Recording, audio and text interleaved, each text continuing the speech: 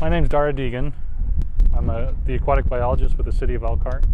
So I do fish surveys and I survey other animals on the rivers and streams in Elkhart County. So we're on the Elkhart River in Goshen and Shanklin Park, just downstream of the Goshen Dam. So I look at the fish populations and then also look at macroinvertebrates as indicators of water quality. The makeup of the fish populations tells us a lot about the health of the river. Some fish can tolerate really high pollution levels. Some fish can't tolerate pollution at all. And so the makeup and different types of fish that we find tell us a lot about the health of the water. So the river itself is actually in pretty good shape ecologically. It's a diverse, vibrant ecosystem. But we do have E. coli problems in the Elkhart River, and which make it unsafe to swim a lot of the time.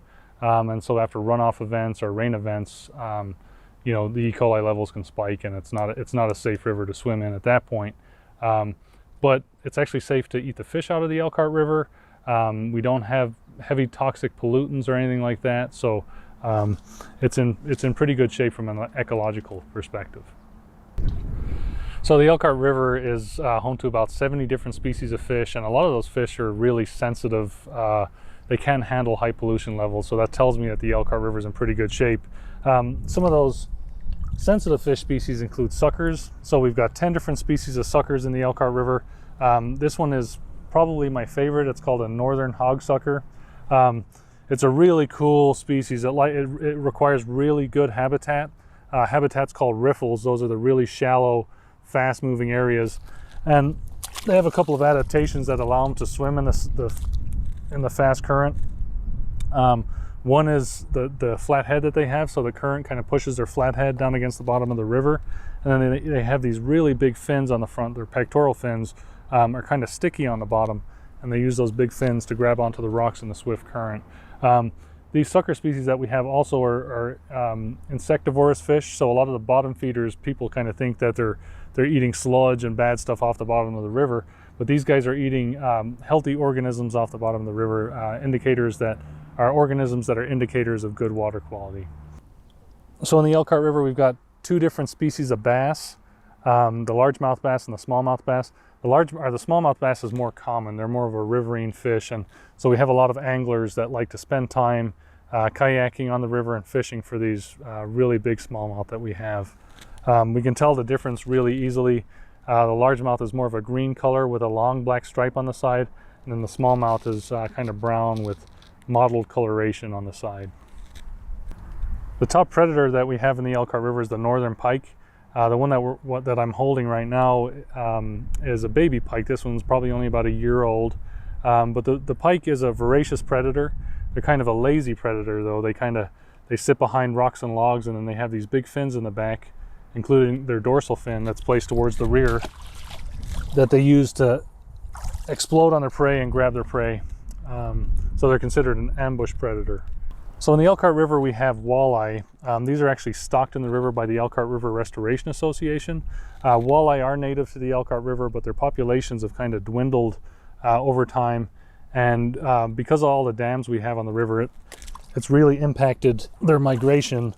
So the Elkhart River Restoration Association decided to stock these things in the river to help bolster their populations.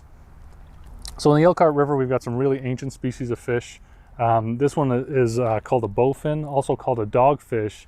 We also have some other really old species called gar that are in the Elkhart River. But the dogfish has been around for a couple 100 million years. They really are kind of like an ancient looking species. They've got a lot of armor around their head, really bony plates and stuff. And they have a modified lung that they can use to breathe air. So when oxygen levels get low, these guys will come up and take gulps of air. And that's probably one of the reasons why they've been around for so long. When ponds and pools dried out, these guys can probably just live in that stuff on the bottom and breathe the air just like you and I. So we do have some fish in the river that are indicators of poor water quality. Fortunately, they're not abundant, so it's a good sign that these tolerance fish aren't abundant. But one of them is the common carp. The common carp is a non-native fish. It's an invasive species. It's been in the United States for about 150 years, and because it's been around for so long, we tend to think of these guys as a native fish. but they're actually an invasive species. They are an Asian carp, but they're not one of those Asian carp that we hear about in the news. These guys have been around for a long time, and the Asian carp that we're hearing about now have just invaded in the last 10 or 15 years. So common carp are also a fish that we don't want to eat out of the river.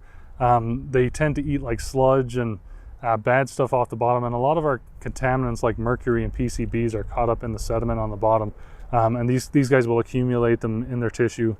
So eating common carp is not a good idea out of our rivers and streams. However, in the Elkhart River we can eat fish that people like to eat, like bluegill and bass. They don't eat the sediments off the bottom like the carp, and so they don't accumulate those toxic pollutants.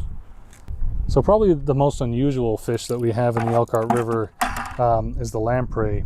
We've got 4 different species of these guys, and these guys are a blood-sucking fish. 2 of the species that we have are parasites and blood-sucking, and then 2 of them are non-parasitic. They just kind of feed off the sediment and some of the silt material that's flowing through the water. These guys are, even though they're kind of weird fish that like to suck the blood of other fish, they're an indicator of good water quality, and they're a native fish. So the fact that we have them here in the Elkhart River is a good sign. Tells me that the river's healthy.